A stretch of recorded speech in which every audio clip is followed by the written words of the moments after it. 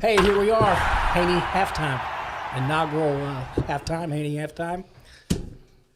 I'm blessed and I'm thankful to have these three guys here with me, the first show.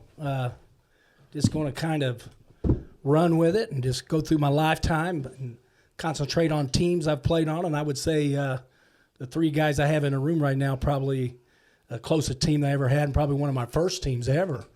And the topic today is going to be our neighborhood. And if you was, I was telling Doug a little bit earlier, and let me just say who's all here first. My best friend, Bobby Douglas Jones. Jay, we want to thank you. Thank you for having us. And Jay's actually named after Doug, Jay Douglas. I've got my little brother here, grew up with us, Mark Haney. And then I've got Mr. Talent. At least I got a lot of respect for him in the neighborhood, Curtis Dodd. But it was our goal today is just to talk about the neighborhood, what it was like. I can tell, like I was getting ready to say, when me and Doug was talking earlier, I said, Doug, how would you define our boundaries of our neighborhood? I said, Grant, Southeastern, Grant, Minnesota, Sherman Drive, Prospect. Little square right there. Yeah. So, thanks. Yeah. Let's do this. Thank you. All right. So I'm just going to say a few things. Let's just start talking about it. Go for it. What's the first thing you guys, we'll go around the horn here.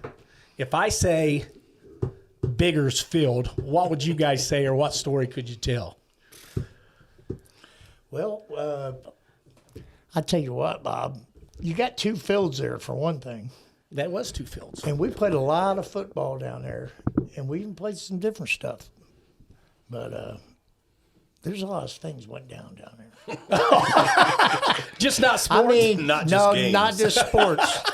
That was our hangout for it was like our little park within the neighborhood. Oh, absolutely. Right. Too many games to count. I think probably the one story that me and Bobby tell all the time is one about Carl. Oh, yeah. Remember when Carl had to be home when the lights came on, the street lights came on? yeah. When you heard that whistle? Yeah, Irving could whistle. That was one of the you'd hear him for blocks away, right? You could about hear him all the way down to your house. And Carl's running a streak pattern. He was running a post. Yeah, he's running a post for the game. For the game winner. And I threw a perfect pass to him. And my man never stopped running. That whistle went off. All he had to do was catch the ball. No, I got to get home. He knew what it meant. Huh? He knew what it meant to not be home. Oh, yes, he did. Yeah, it was more important to be there than it was at that game. Touchdown pass. Yes. That's right. So what kind of memories you got down there, Curtis? Oh, man. I've thought about our neighborhood so many times, and whether it's Biggersfield or wherever, playing in the middle of the street or where, you could always find a game. It didn't matter what time of day or night, and if it was 4 of us or 24 of us, there was a game of some kind going on constantly. Any day, every day. I don't know. I mean, how many times did we shovel snow off a basketball court? Just any kind of game you can think of. Right. It was I've Yes. got a list here of all, in that boundary I named earlier, of all the basketball courts in the neighborhood. Actually, you had one. Yes, we did. Yeah. You had a small one. Yeah, we did. Dean Allen. Oh, yeah. That one was a big one for me. Oh, yeah. Joe Poling had a decent one. Mm-hmm. Yeah. Key Caver. Brad Newman. Who else? You had one back at your house. Yeah. You want to tell that story? Well, remember, at first it started with the goal was nailed to the tree. Yeah. Right. Remember how long we played there and wore the grass out and put a light up on the corner there? We was playing at night back in 1972. We had a night game going. We had night games going on, didn't we? And then we stepped up to the big time. Then we stepped up to, your dad thought it was time for us to actually have a goal.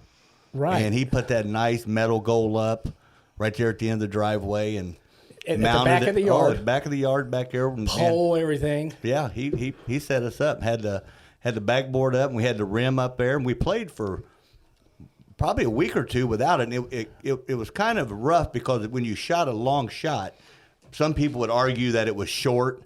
Some people would argue that it went through, but because there was no net, it was kind of arguably always arguable, right? Right. So your dad got that net for us, and he was going to put it up, but me and Bobby got impatient. We decided we'd do it. So Bobby gets out the ladder, and he's up there. At that time, Bobby was every bit of 4'3", right? So he was a giant. So he's on this tall ladder. He's 14. Yeah, he's 14, 4'3", exactly. And so he's on this ladder, and I'm down there with the ball, and he's running it through putting the net through all those the hooks, And all I could think of when I'm sitting down at the bottom was I was like, I'm going to be the first guy to put a ball through this net. That's all I could think of, right? Right. Well, Bobby gets done. He's like, hey, Doug. He goes, throw me the ball. And I thought, damn. All right, it's his goal. He's going to get the first opportunity to put it through, right? So sure enough, he takes it, and he's, his hands will reach over the net. That's how high up he is, above the rim. So he takes the ball and basically dunks it. And from there, he decides that, man, I'm 4'3". That's awful far down there. I'm going to hang on to this rim because I'm scared. That's a long fall off this ladder. Well, he still probably weighed 130 pounds or 40. He was still a good-sized kid at that point, right? And I'm sitting there, and I'm watching him hang. I know where this is going. And next thing I know, I hear this. And he lands right next to me with the rim and part of the backboard in his hand. And I'm going, wow. No more got that thought out of my mind, and his dad pulls in the driveway. Simultaneously. And I look at Same Bobby, time. and I tell him, I got to go. Dad walks up At the to time. me, gets out of the car, walks straight up to me, looks me in my face, and goes, I will never replace that. And he never did. Never did. Never did. But that's one of the regrets that I have this day that we didn't. That we didn't go ahead Yeah, and as do we it. got older, that we didn't go ahead and replace that. And because I don't remember how many times I drove by your house, and there it sat. I mean, one thing about your dad, when he said something like that, He meant it. ooh, he was stubborn enough to not put it back. And he never did, ever. And we're talking 20 or 30 years. He had some good games we played too. Straight base. Oh, gosh. Everybody say, what is straight base? Well, you hit the ball and you got to run straight and you got to run straight back. Yeah. Foul balls are out. Right. Yeah. And that was one of them games like Curtis talked about earlier about being able to play a game, whether it was 3 people, 5 people, 20 people. We could play straight base with 4 people. That's Right. A pitcher and a guy back there to throw the ball to, and then 2 batters. Right. Right. And I don't know how many times we did that. We played it that way a lot. Play pitcher's hand. If you Yeah, needed to. pitcher's hand. Yes. Yeah, pitcher's hand. Yes. I want to go back to that, but because there was a lot of different games we played in the yard there. But I got to tell Curtis this story. I was telling Doug this story the other day. It was one morning, I think we was out of school summer. And you know me, I was always out rounding up, getting the games Oh, going. yeah, for sure. So I go over to David Adcock's house, knock on the door, tell Irma, I said, Irma, we need David. And she yells at David. David's telling her, well, no, not today. And I said, what did he say? He said, he's not today. I said, no. I said, Irma, he don't play. We don't have enough. He's coming. She says, Bobby, let me explain something to you. And after she explained it to me, I said, okay, Irma. David ain't playing today. Right. But I was like, man, we ain't got enough without David. David could kick the ball, couldn't he? Oh, my goodness. Oh, yeah. He was the only one who could kick a home run at his. I mean, At his house. consistently. It wasn't that far. Consistently. At his kickball court. Yeah. His kickball court. Yep. That was fun. Oh, that was. Good time. Hit people with the ball. That was a blast because you could hit them with a kickball. Oh, yeah. That was an out. And that was fine. Remember figure 8? We do figure 8s here on Chester, too. Oh, yeah. And what was that area down there at the corner of Grant and Terrace? We'd go down the hill, come up. Oh yeah. You remember all that? Oh, yeah, the little ditch. Remember was- the Evil Knievel we did back there in that little creek off of a Loda? Oh, yeah. Where Come you'd flying come thing flying there. down a Loda and hit that ramp and, And it try ran- to jump it- that creek? Ran right into Bigger's Field. Yes. Yeah. Yep. And There's not somebody water tried to in do there. it with a 10-speed. I forget who that was. Was it Roger Latham? It might have been. And his wheel hit Sounds the like other it. side of the creek, and he did a face plant. I said, well, that was really good Evil Knievel shit there. Yeah. And yet we're all still here. Yes. You know what I mean? Right? That's the amazing thing. Yes. Now, would it be? I guess I'm partial, and everybody probably say, "Yeah, you're just being really partial." But like Christian Park, you have to say our neighborhood.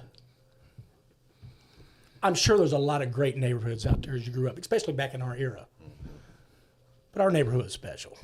Our neighborhood was unique. What do you guys think? I mean, would you say I'm on track here? Oh yeah. You're right on track. Plenty of kids to play with. There's always something going on. Playing football before the bus comes. turns the corner. What about Oh, the that's what good. about Kids go out there now Yeah. 2 minutes before the bus comes, or don't go out at all until the bus rolls. we couldn't get down there early enough. Oh no. We were down there. We had a game to play or something. Oh, yeah. We see the bus coming, man. We'd be like, "Oh man!" Right. Yeah, last play. Last play. Remember, I got to be bus guard. Oh yeah, you and Kenny. You remember that, who? Kurt? Kenny Latham. Latham. Kenny Latham? Yeah, the bus Bobby. guy? I didn't realize that. Yeah. Yeah, So Kenny Latham was the muscle. Yeah. Oh yeah. yeah, The whole Wasn't Latham me. family was the muscle. yeah. Yeah. So what other basketball courts do we have over there in the neighborhood? You guys, I like that one when you took us over to the little neighborhood that's next to us over by where Brian, over in Terry Young's neighborhood. Oh yeah, Schultz. That was a nice, Brian Schultz they had had some that. good games going in that Yeah, little we had some neighborhood. real good games going there. Now, what was that one across the street from you, a little bit down? We played there quite a bit too when we could. They'd run us off every once in a while. Across the street. I'm not recalling that one quite yet. Anyway. Kind of went up a ramp there. We didn't play there a lot. Yeah. Go across the street from you Right. and go down about 6 houses on the right. And it was a long driveway. Okay. Next to it was a big yard in front of it. Right. You remember that one? You know what? I don't remember playing too many games there, but the Schultz, I remember playing a ton of games there. And he had the same kind of court. He had a nice flat court, but once you got past a certain level, it kind of sloped off to the street. And but yeah, that was a lot of good games played there. Brad Newman's was pretty good too. Brad Newman's was a real good court. Yeah. It was quaint, but not too quaint. Yep. Brad could shoot. Yep. Yeah. Curtis, what else can you? Mark, tell a story about the Reagans. No, You ain't gonna go there. no, it's not. It's Keycaver had a nice court. Keycaber had a real Daryl nice- Keycaver. You know, we got to play there a lot in the mornings before we went to school at Tech. His wife Irene kind of lightened up a little bit, Yeah, they were or his rigid. mom, I should say. She was a nice lady. I got along with her so good. And Bud. You remember That Bud? was the dad, right? Yeah. Yeah. One of it's my good stuff. biggest memories of key cavers was I think you got in a fight with Kenny Latham on that court, didn't you? Got in a Probably. fight with somebody, and I remember him like pulling you by the hair or something. I don't know if you remember that. No, I don't remember that one. But I probably happened though. Oh yeah. Me and Kenny got in a few. Yeah. Yeah. Yeah. Me and Roger got in with one down at Dean's, on Dean's court. Yeah. Dean Allen. Yeah, and he headbutted me. That was about the end of that. Yeah. You remember when we would have those track meets? Oh yeah, yeah. You get any of those? When the Curtis, remember any of Olympics those? would come around. We'd do the 100-yard dash. We'd do the long run. We'd do the everything we could do. We thought of we would do it. But anytime we did that distance run all around those, pretty much those boundaries I was talking about earlier. That was David brutal. Adcock again. He just run off and leave us. Did was he like- run well- in high school? Did he pursue Nope. that at all? Because I mean, that kid could run like the wind. Like Forrest Gump. Yes, exactly. Did he go to Tech? No, Anita did though. I think David might have for a little bit. Right. I think He didn't go to half. I know that. no. Yeah. But oh no, I just man, like you said, there was no sport that we didn't try to do. None. Nope. What about Somebody had Bradley? Somebody's The red Calhouns. We tried to do a Yeah. All yeah. that area down through Javelin. there. Javelin that's with it. part of the neighborhood. Well, that's where we met the Weavers. yeah. Right. Met the Weavers. Jay And, Fugate lived on that street. Clyde Terry and them Yeah, the went Terrys there. lived on that street. Mark- what street are you talking about? Bradley. Oh yeah. Oh yeah. Then Johnny Query lived there on Orange. Weavers lived on that street way back, if you remember, before they lived at the corner. Right next door to the Calhouns. That's where they, yes, Yep. they sure did. Yep. I remember that. Yep. You said Johnny Query. K-time, bah. K-time. Rockin' fire, bub. Rockin' fire. Oh yeah, I remember that.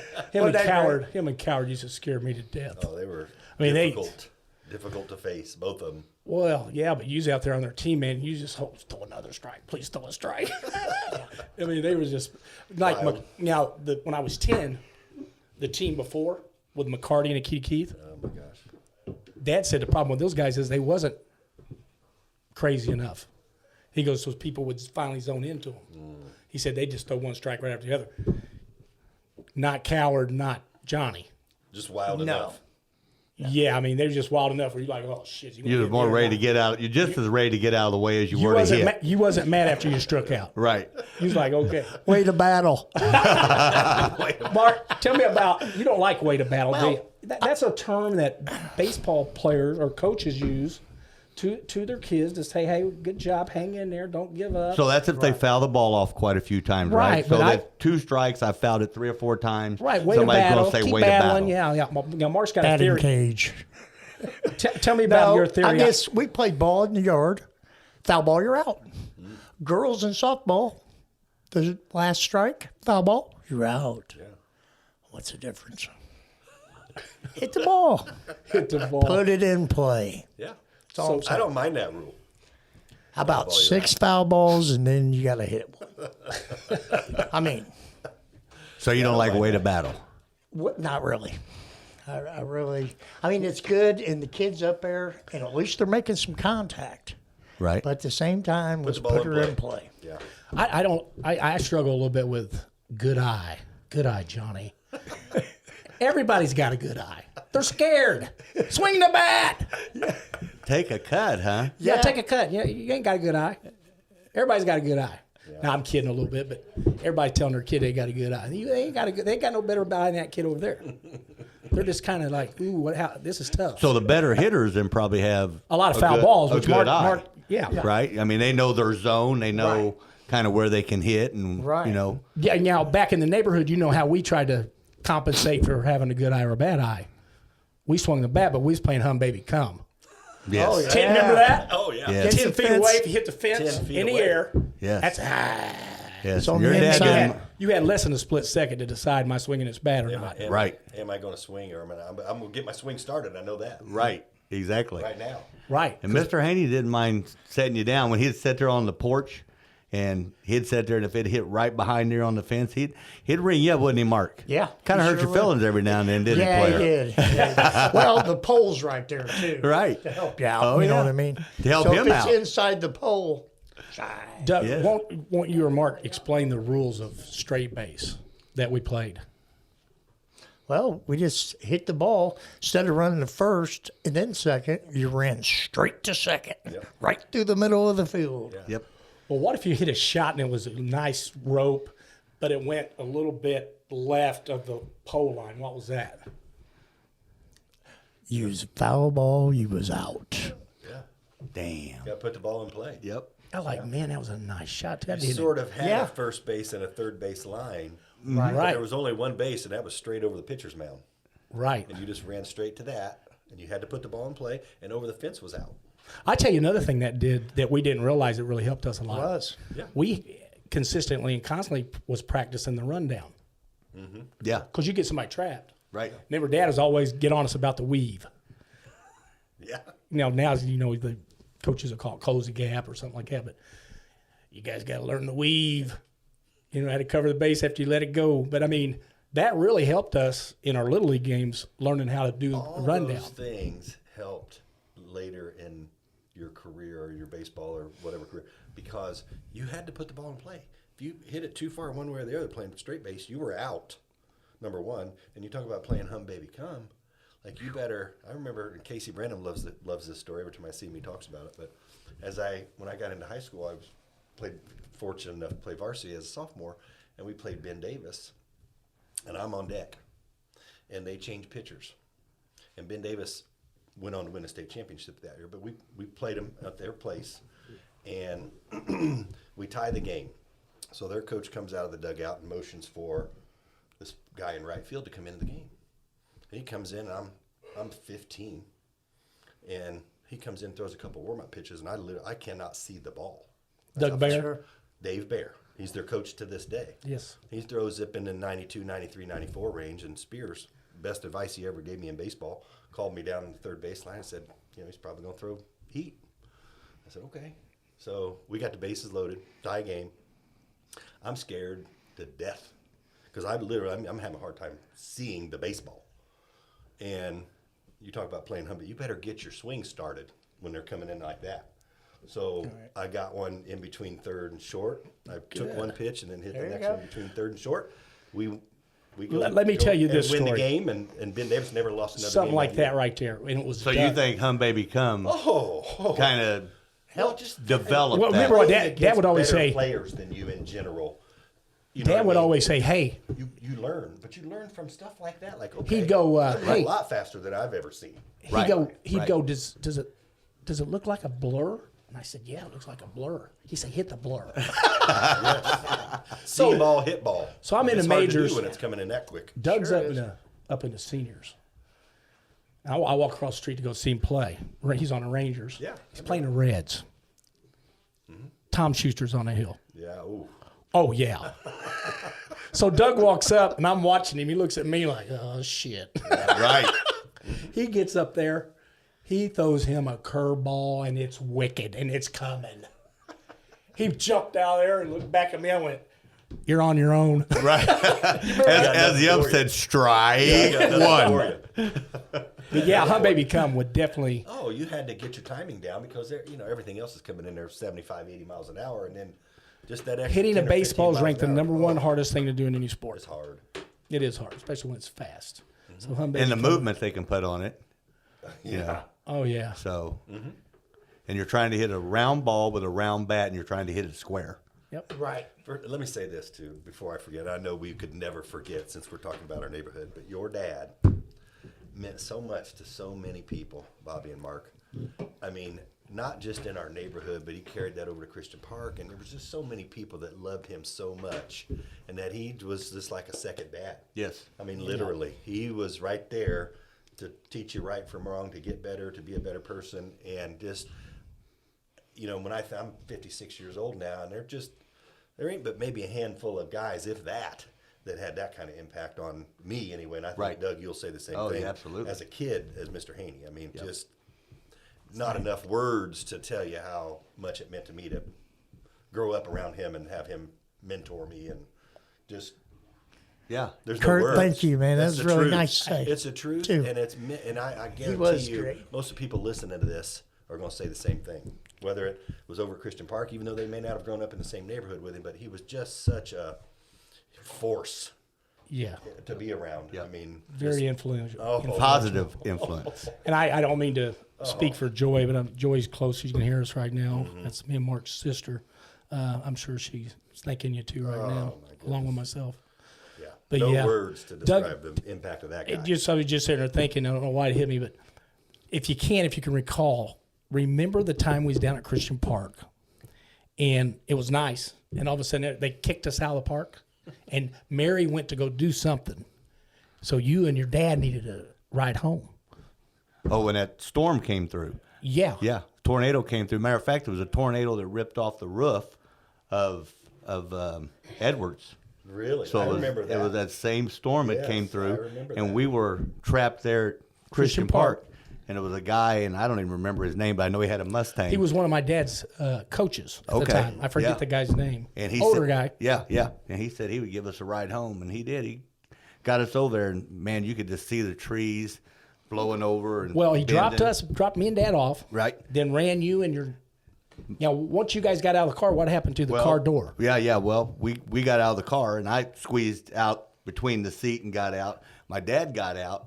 Well, when he got out, the wind was, like I say, trees were bending over. The tornado had to be close or whatever, but it ripped the car door out of my dad's hand. And when it did, it kind of sprung the door. And man, they sat out there trying to slam that door shut. And in a torrential downpour. I felt so, I'm up on Amanda's porch because we couldn't even get into our house because Mom wasn't there and we didn't have keys at that time. And I'm sitting there watching them, my dad and him, man. Finally, the older guy that took us, he slammed the door so hard on that Mustang. It was a newer Mustang too, that it finally shut. But that guy was absolutely. I felt later on. I was like, that poor guy brought us home, and I know he had to go get something done to that door. His name was Jerry. Now I think Jerry? about it. Jerry something. So his good deed did not go unpunished. They never do. Right? Now, Curtis, you're They never do. the fourth of 4 siblings in your house. I'm the fifth. You had Brian, Janice, Kevin, Sharon. Sharon, she was a little bit older was my than me. mom's, but before she met my dad. But she was never anything but our sister. I mean, as far as I know. Your dad was a heck of a guy too. Thank you. Yes, Yeah. he was, Mr. Dodd. Yeah. Yeah. Ralph. Yeah. Yeah. And I he had still have such the people- deepest voice. God, I loved it. I still have people tell me that they were afraid to call the house because hello. Yeah. Like, Oh, they yeah. were intimidated by him, but he was a good guy. Oh, he had a great heart. He was harmless. He was my first baseball coach. Yes. Oh What- yeah, what did you we and, get? And we won it. you and Curtis played on the Pee-wees. Orange On the Dodgers. Tigers. Tigers. You remember Felch. what you got if you hit one in the street? No, I don't. A Never. silver. I'll give you a silver dollar if you hit You one in know the street. what? Oh, yeah, he I did do that. I remember remember I that. never had a chance. I didn't have that kind of power. You remember Mark played pitcher's helper. You played first. I remember that. I do. Mark took a shot in the gut one game. I don't know how he did it. He got up and threw him out at first and just fell I out. think the ball was a little rubbery back then. Wait, At thank that- God it that was. level it was. Oh, definitely. And at that time, you guys were playing across the creek there. Yes. Right. Because they started, actual Pee Wee started over. Over on the other side of the creek. Yes. Well, I played down at the football field. Oh, I see what you're saying. Okay, yeah. I remember corner. being down there. Yeah. Actually played 2 years down Yeah. there. Yeah. My cousin Joe played down there. And then moved over to the minors. Yep. Yeah. Joe. Sure. Did he have any speed? Oh my Oh, gosh. he's still. Did he run or not? He's still. He was probably lightning. Still fast. I remember Mr. Haney used to have that. When he wanted him to steal, he would say his name. He would say Joe Jones, and that meant steal. One time he didn't steal; he missed the sign. And Mr. Haney at that point announces that he don't care if everybody in the park knows you're stealing. You steal, and he stole the You base. steal right on this next Yes, pitch. that's what he told him. Here's another. He wasn't getting thrown out. Here's regardless. another No. good one too. He's coaching the Reds. I'm 15. Ronnie Creek is up to bat. He's got a 3-0 count. We got bases loaded. It's the last game of the season. He gives him the take sign. He hits a shot down to third base. You're out. Dad comes unglued. Craig, this means take. I don't care if the whole park knows it. Right. And then him and Carl get in a fight. So Dad runs over, breaks the fight up. Carl Widener. Carl Widener actually got him too. Looked like Really? There. You remember more than I do. Yeah, I was standing there. Dad kicked him off the team. Yeah, Dad kicks him off the last team. game? And I looked at Dad and I said, Dad, you do realize that was our last game. He goes, I don't care. They're still off the team. I said, they don't get a trophy? What?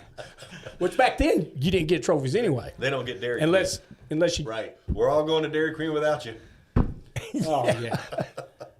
What would you say percentage-wise of the kids in our neighborhood played at Christian Park? Because there was a few that didn't. Yeah. Figure At least 50% of us did, though. Oh, yeah. The Weavers. And Billingsley's, they didn't play baseball well, or did they? But they played football. Dwayne was a monster.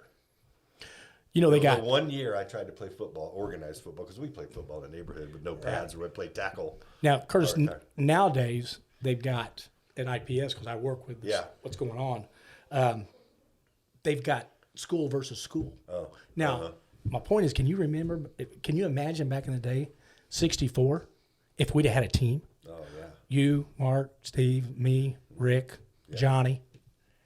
Yes. 111 would have been good, too. Yeah. Yep. I mean, back in, if you'd had a school, that'd been huge. That would've Yeah, been we a had good team. Shoe Fly, Guy Anderson, Ping, Ransoms, Jacobs, Jacobs, Schusters. Yeah, we had a good little town. Danny, down Tony there. Day, Kevin Long, Yeah, Kevin Long. Yep. Toby Myrick, I miss that guy. The Myrics. Yep. Robbie Guard, Kevin John Long. Roop. Yeah, John Roop was there. Yeah. Yeah, you guys would have been loaded. would have been pretty good too. Yeah, we won. Schusters. Yeah, we won. We Yeah, won you our guys- basketball. You guys might have beat us. Don Williams. God, he was. I remember playing basketball with him at 111, and he was a man among boys. He had a beard, and we called him Louie. His name was Donald Williams, but the guy could jump out of the gym and built just athletic as all quiet as you could. Just one of the nicest, politest, quiet cats you'd ever meet. Right. But when football season got started, he was knocking quarterbacks out of the game. When he'd hit them, they would just be like, all right, put somebody else in. There was one team we played, I don't remember the school, but they went through three. So I don't know who the fourth stringer was, if there ever was such an animal. He but never he had to stepped come forward. in, right? Never step forward. And they all looked and find out where Don was at. Where's he coming from? Yeah, I remember him. He was Yep. a man amongst boys. Yeah, he was damn good. I don't know. Guy Anderson. When he went to Hal, Guy was he was a stout kid. Yes, he was. Yes, he was. Yes, he was. So was Tim. So 111, we had a pretty good little squad. Oh yeah, big time. Yep. Big time. What about roller skating? Everybody went roller skating. Didn't they? Everybody but me, apparently. I think I Did you went not do twice. much of that? Not Man, at that all. was the thing, Curtis. Yeah. I was real good at hanging on to the handrail on the outside. That was my thing.